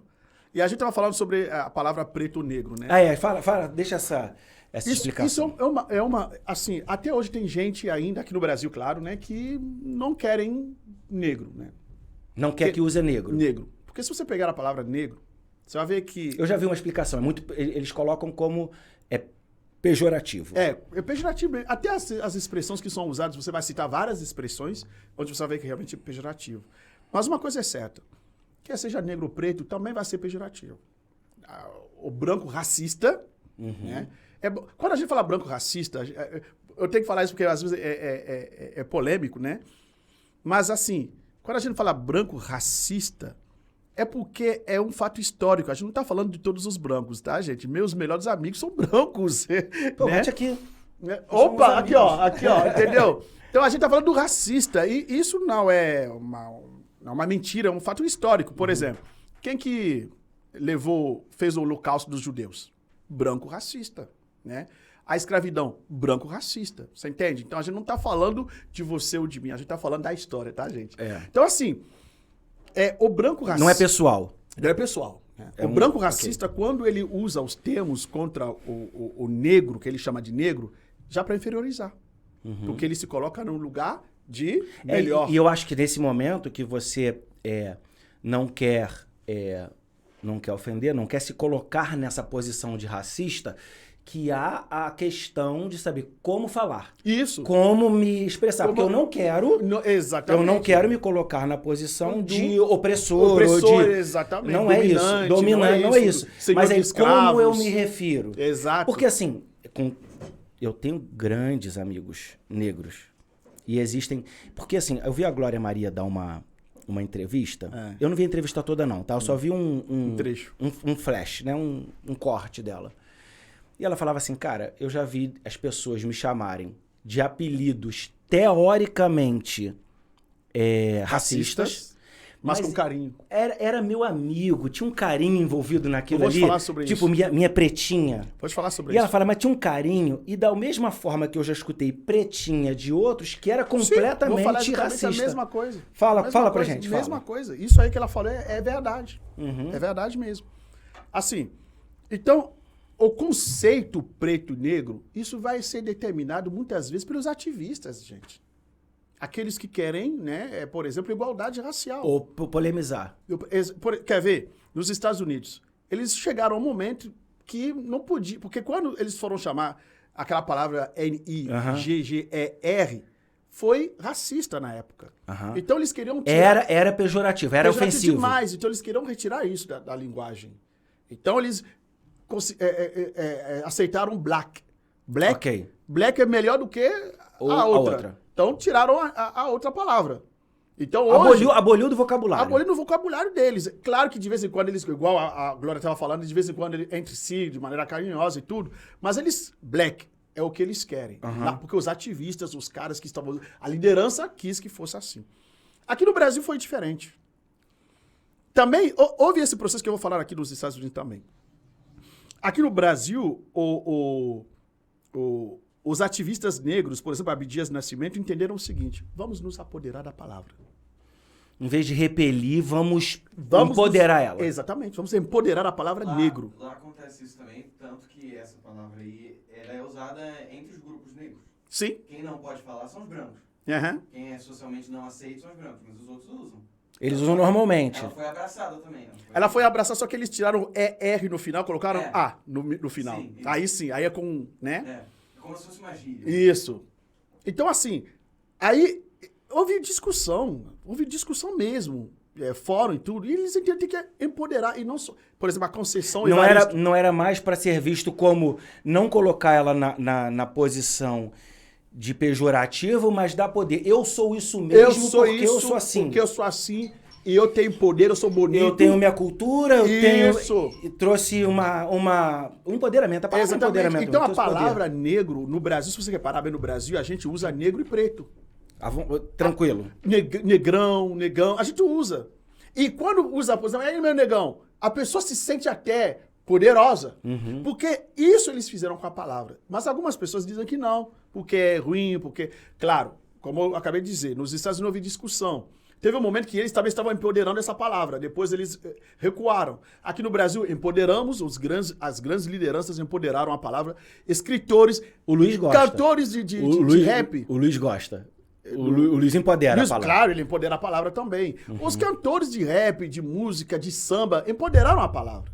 Agora, pode haver uma discussão um outro dia? Pode haver. Ah, não vai usar? Tudo bem, se não vai usar, tudo é o quê? É uma convenção. Conversa. E a convenção de hoje é que negro é empoderado. No Brasil. Aham. Preto também. Por exemplo, o IBGE entende o seguinte, que pardo e preto são negros. É o mesmo grupo, O mesmo grupo. sendo identificado. Se eu falar negro, eu tô falando do pardo e do preto. Ok. Entendeu? Então, no Brasil, como eu costumo dizer, são palavras intercambiáveis. Eu sou negão. Eu sou negão. Porque eu sou preto. Eu sou pardo. Entendeu? Eu sou negão. Você Pai pode de falar, pai, eu sou pai negro. de pai de Entendeu? preto e mãe branca, eu sou negão. Você entende? Então, assim, a gente fala isso, né? Mas é claro que o racismo brasileiro também, ele se vê pelo tom da pele. Uhum. Nos Estados Unidos é diferente. O cara olha pra você, você tem feições no negrão, você é negão. Acabou, você é negro, você é black. Mas aqui não, aqui você olha, se a pele tá clara, não é branco. Entendeu? É branco. É branco. Entendeu? Já é diferente. E Então a marca é muito o difícil, tom né? de pele, Nós né? temos várias classificações, né? Só que essas várias classificações são pra negro. Você repara, por exemplo, existe eu sou branco mínimo, eu sou branco médio, não existe isso. Branco é branco, por exemplo, você é branco. Aham. Se eu pegar a Xuxa agora, é branca. É branca. Mas se olhar os tons dos dois, a Xuxa é muito mais branca do que você. Então Mas é branco off-white. Você quer? Você E entende? você sabia que meu avô, olha que loucura, meu pai, olha como é que é a miscigenação no Brasil. Meu avô não era alemão, mas se olhasse pra ele, ele parecia um alemãozão. 2 metros de altura, 2 metros de altura, assim, muito alto. Eu tenho 1,85 m. Eu sou o mais Você é baixo alto? da minha família. Porque os meus primos todos... agora tem meu filho, que é um pouco mais baixo. É o mais baixo da minha família, mas assim, dos meus primos pra... Mas ele ainda vai crescer ainda. Não, tenho 19. Tem já tem 19. Já era, já pra mim. Já era, Você chegou. tem criança até 22 anos. É fé, Matheus. A gente foi falando disso aqui. A fé. Creia que você vai crescer. Mas assim, os meus primos todos da minha idade são os mais altos que eu. Porque meu avô era um tipo, né? Um biotipo alemãozão. E minha avó era negra. Aí eu tenho meu pai negro, negão, black power. Pô, Meu gente, pai usava black. pô, legal. Hein, Meu pai cara? era modelo na década de 70. Modelo, porque é por causa da altura. E penteava o cabelo de garfo. Eu Muito tô bom. falando, meu pai é negro. Hoje, coitado, tá careca. Acabou aquele orgulho negro da cabeleira. A gente brinca tanto com ele. Mas meu pai é um cara muito divertido. Mas meu pai usava black. Eu não tô falando de negro pardo, não. E usava o garfo pra pentear o cabelo. E meu tio, quer dizer, irmão, mesmo pai, mesma mãe, um brancão. Do cabelo liso. E os dois andam juntos. Fala, meu irmão. É de consideração. Não, irmão de sangue. Todo mundo sempre pergunta isso, né? Irmão de sangue e tal. E meu pai é o negão da família. Cara, isso é muito legal. Muito legal. Eu tenho uma irmã. É isso que, na verdade... Eu tenho uma irmã que ela diz o seguinte. Ela falou, eu oro todos os dias pra que minha filha seja uma neguinha. Que legal, cara. Ela fala, eu vou entrevistá-la aqui no podcast. Que legal. Tem uma história muito legal também sobre realização com profissão alternativa, né? Que não é uma profissão que você diz assim, eu sou médico, eu sou engenheiro. E ela se realizou com uma profissão completamente atípica, fez administração e se realizou com uma outra profissão. Então, vai ser um podcast muito interessante. Muito bom. Porque a gente tá numa pluralidade hoje, gente. Sabe? E as pessoas... O ensino técnico cresceu muito, a valorização do profissional técnico. Pois bem, e ela falou... O meu cunhado, negro, e ela chama ele de Pet. Um homem de 2 metros de altura que ela chama de Pet. Muito bom. E ela fala, eu queria que Deus me desse... Porque meu pai negão e meu tio brancão, ela fala, pode vir. Né? Mas ela falou, eu queria a minha filhinha pretinha. E acho que é legal, cara. Acho que por isso que eu tô falando, é muito difícil pra eu entender o racismo, né? É muito difícil, porque eu vivi isso. Existe o racismo que você sofre e existe o racismo que você contempla. O racismo estrutural, ele incide sobre o branco e sobre o negro. No Brasil, o branco, a pele, o tom de pele. Sobre o negro, ele incide de maneira negativa. A grande maioria. E sobre o branco, ele incide através de privilégios. E isso no mundo inteiro. No mundo inteiro. Eu te dou um exemplo. Guerra da Ucrânia. Rússia e Ucrânia. Os africanos foram colocados no último lugar da fila. Primeiro os ucranianos e todos os brancos para poderem sair da zona de guerra. Da zona de guerra, ok. E depois os africanos. Isso é um absurdo. Entendeu? E isso parece que... Mas é porque a estrutura faz isso. Hoje é isso. É exatamente isso. Isso é uma coisa que traz uma indignação. Traz, mas... É muito difícil aceitar, né? Por isso a gente tem que lutar. Exista isso. Por isso eu falo o seguinte, que a luta de hoje é antirracista. Olha essa história que você está dando aqui, ó. Isso que você acabou de dizer sobre a tua família é tudo que nós queríamos no mundo. É exatamente... Esse é o mundo perfeito. O que você acabou de falar. Teu pai é negão, tua meu avô alemãozão. E todo mundo se entendendo, todo mundo... Ninguém sabe o que... Porque pra mim não tem diferença. É muito difícil. Mas eu não sei se eu tô conseguindo passar aqui no podcast. Às vezes, assim, eu não consigo entender que a cor de uma pele pode determinar alguma coisa, sabe? Então isso pra mim me dá uma aflição. A palavra é aflição. Eu tenho aflição. Eu consigo falar para as pessoas o seguinte, Kleber, olha para as prisões. Olha para as favelas. Olha para os caixas de supermercado. Olha para as ruas, as crianças pedintes. Olha para os traficantes.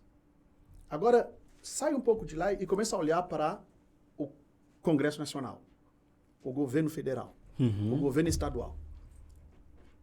Os mais ricos, os lugares onde moram as pessoas. Mas aí você começa a perceber que... Isso existe. Que existe, isso é claro.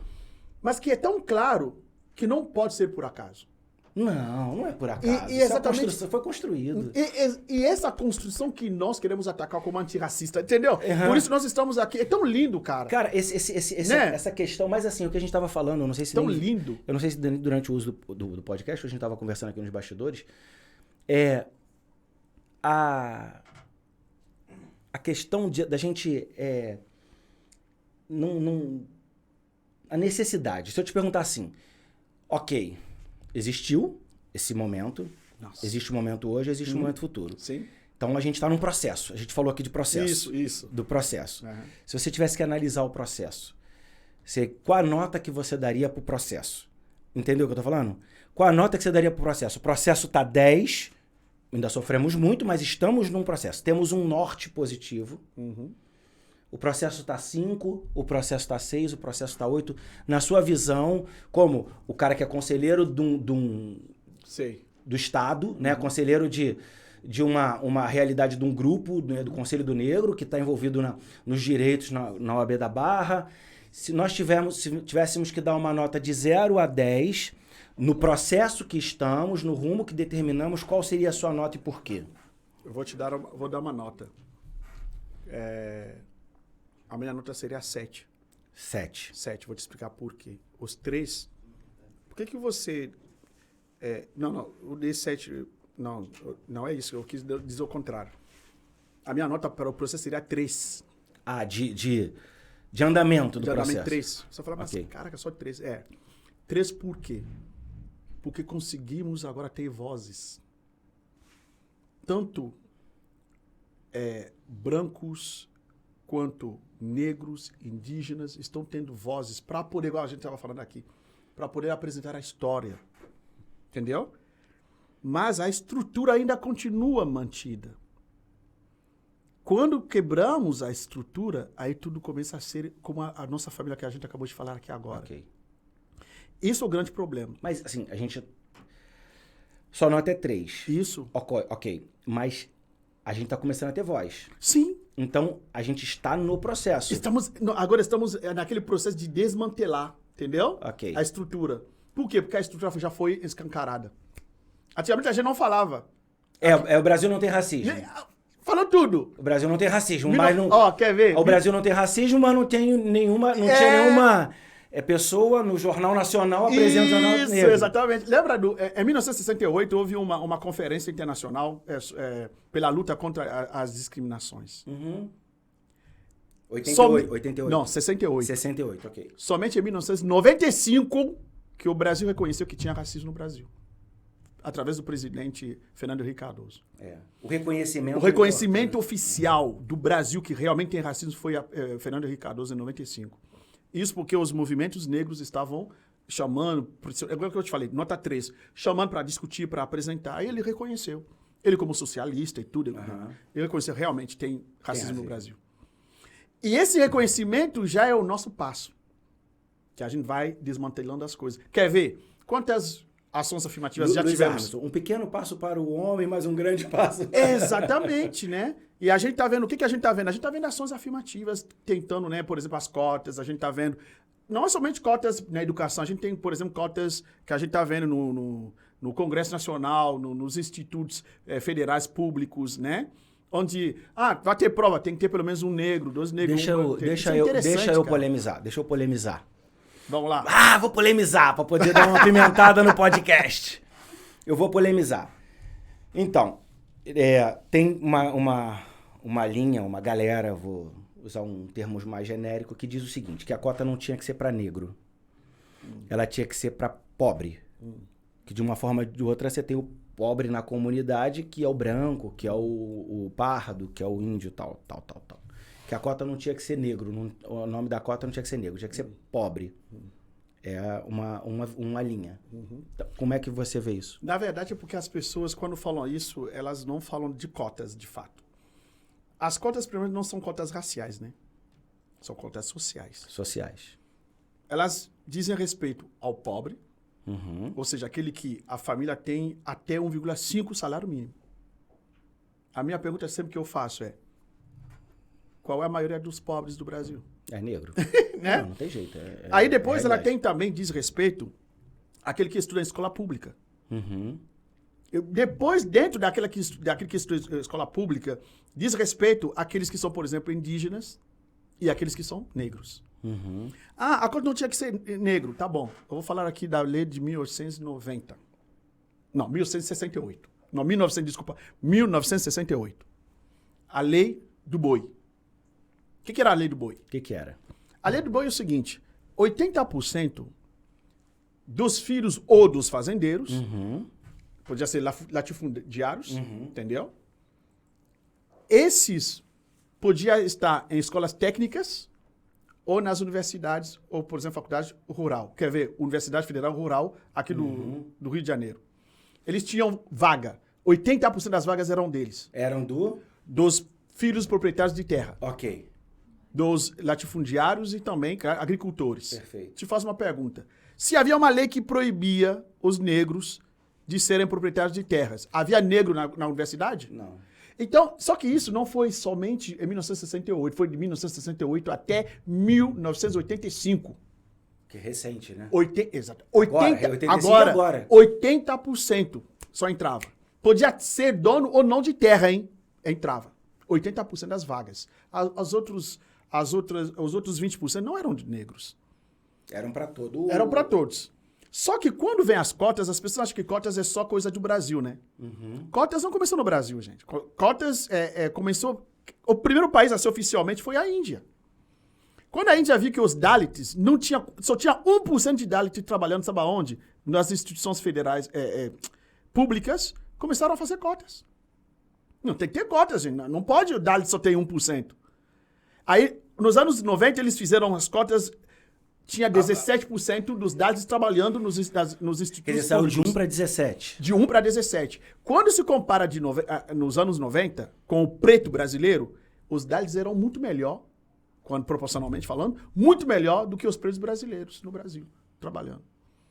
E as cotas não são somente raciais no Brasil. Americanas, do Canadá, da Nova Zelândia, da Austrália. E isto, sabe, uma coisa interessante é que as cotas... elas acabam com a desigualdade, gente. O nosso mal é a desigualdade depois. A consequência de tudo. Então, repare bem. Gente que você impediu... As pessoas não entendem. O Estado brasileiro impediu o negro de acessar a escola. Quem tem que remediar o problema? O próprio Estado. É lógico. Se você ficou durante mais não sei quantos séculos, né? Vários séculos, impedindo o cara de estudar, agora dá pra ele a oportunidade de estudar também. Né? Então, ó, gente, se eu fiquei...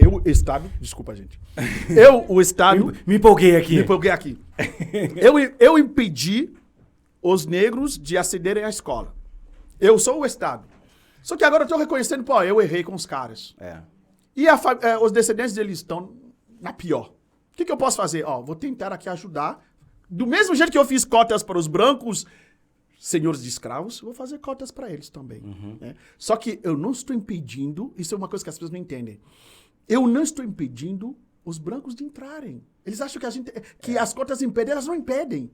Elas abrem vagas que são, vamos falar assim, como se fosse o mesmo número de vagas na época, porém já com um percentual, e é mínimo, para esses que eu prejudiquei durante muitos anos. Vou falar anos não, muitos séculos. Interessantíssimo. Esse é um assunto que dá pra gente falar horas e horas aqui, né, amigo? Porque... Quanto tempo nós estamos aqui? Tempo, hein? 1h40. Pelo amor de Deus. Não, Matheus, vamos parar com isso.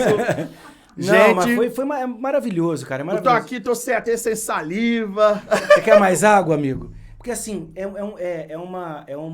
Gente, 1h40? 1h40 que a gente tá batendo. Nossa, meu Deus. Vocês gostaram mesmo? Estão gostando? Tá, o papo tá bom? Porque eu não vi o teu papo passar. Meu Deus! Tempo passar. Cara, vou te chamar outras vezes, a gente vai ter outros papos. Vamos, cara. Pra gente bater papo, porque eu acho que é um assunto muito legal. Eu acho que é esclarecedor, eu acho que isso é cultural, eu acho que como escola, né? Como escola, é necessário. A gente tem responsabilidade por diminuir qualquer tipo de igualdade, qualquer tipo de racismo, qualquer tipo de diferença. Eu acho que, como escola, a gente tem que ter respeito pelas pessoas. É muito bom. Respeito pela história das pessoas. Respeito pela cultura das pessoas, sabe? Eu acho que isso tem que estar enraizado. E se o podcast aqui, o objetivo é trazer a sala da diretoria sem filtro para o nosso aluno, para o nosso parceiro, eles têm que... É a oportunidade que a gente tem de levar isso sem filtro para quem está... O nosso patrocinador é... O patrocinador. Nosso patrocinador sou eu mesmo. Porque enquanto eu não tenho patrocinador... Tudo Paulo Apóstolo! Enquanto eu não tenho patrocinador, eu me patrocino. E a filosofia é essa, eu não acredito em mim, quem vai acreditar? Quem vai acreditar em você? Até porque diz o seguinte, amar o próximo como a si mesmo. Então me amo. Então o patrocinador lá, na nossa tela, o IPA, que sou eu mesmo. O Instituto até vindo Paulo Apóstolo. Eu até falei com o cara que corta meu cabelo, tá vendo aqui, ó? Eu tô e tá bonito, hein? Cortado, tá bonito. Estilo reco militar. Como é que é o nome lá, Matheus? Do onde a gente corta cabelo? Seu Veiga. Um abraço, eu vi o Jean, falei, Jean, vou te mandar um abraço lá do podcast. Manda um abraço pra ele, então. Já arrebentou aqui no meu... É o primeiro patrocinador. Seu Veiga, um grande abraço. Gente, mas é assim, eu acho que um papo desse enriquece pra caramba. Muito bom, cara. Foi um prazer enorme ter aqui você com a gente. Acho que cumpriu o papel do nosso papo, levar isso aqui com qualidade para as pessoas, sem corte, sem... Não tem combinação aqui, a gente... Nossa, não teve mesmo, Não tem combinação, gente, não tem. A gente entra legal. aqui, liga o microfone e começa a falar. E assim, pra gente é um orgulho ter um amigo igual você aqui no IPA. A tua história, pô, é uma senhora história, cara. Assim, acho que você acrescentou pro nosso país, você veio de lá, abraçou o brasileiro e abraçou o país e você veio enriquecer o Brasil. Aqui, ó. Cara, eu te agradeço, Kleber. Eu vou te falar, você é um senhor amigo aqui pra gente, pra nossa cultura. E a gente vai falar mais disso. Eu sou um cara orgulhoso de ter um grupo de amigos que constroem a história aqui da gente, né, cara? E você é um dos nossos amigos aqui que tá aqui. Kleber, eu te agradeço. Te agradeço pelas suas palavras.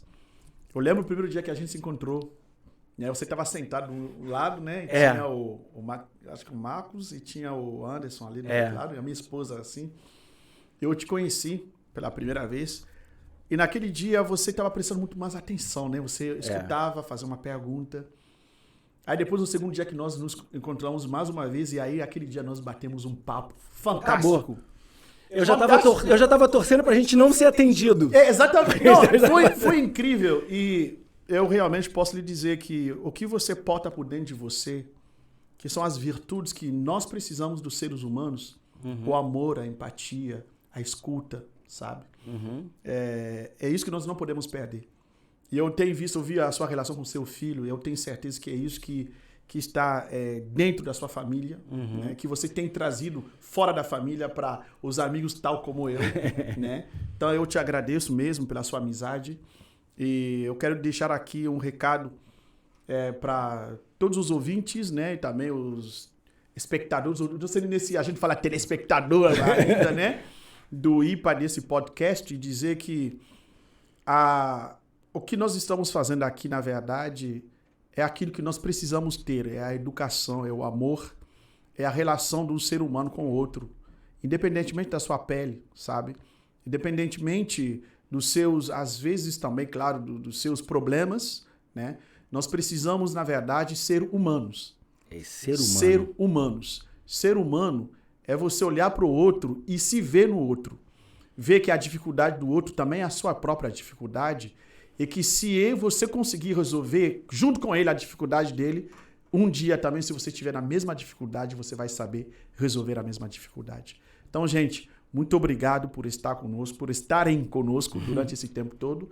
E mais uma vez eu te agradeço e quero mandar aqui um beijo para minha linda esposa, né, a Martinha. Eu te amo, querida.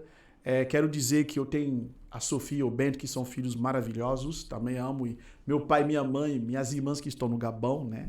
E quero aqui dizer um abraço especial por um grande amigo nosso em comum, o Negro Gum, que quando eu decidi um dia veredar um caminho um pouco mais que diz respeito à política, ele tem sido um grande mestre, me ensina bastante e realmente um grande guia. Gente, obrigado, um grande abraço. Pessoal, infelizmente a gente tem prezado por ficar aí 1 hora, 1 hora e meia, a gente já estourou esse tempo, mas legal ter você conosco, muito obrigado porque a nossa visualização tem sido, assim, além da expectativa, é o nosso 3º podcast hoje e a gente está muito orgulhoso do trabalho que a gente está fazendo. Eu tenho terminado os podcasts muito empolgado e queria gravar outro, e penso no outro amigo que pode acrescentar. Mas muito obrigado, esteja conosco, clica, compartilha, segue. Eu sou tiozão da internet, mas clica, segue a gente, compartilha, acompanha as nossas redes sociais. O meu Instagram! Acompanha Tá na tela? Cadê a tela? Aí, ó, vai lá no meu Instagram, hein? Segue o nosso amigo que, se vou te falar, ele derrama um conteúdo cultural também muito legal e você vai crescer também muito seguindo o Instagram dele. Tamo junto. Tamo junto, gente. Tchau, Até a próxima. Tchau.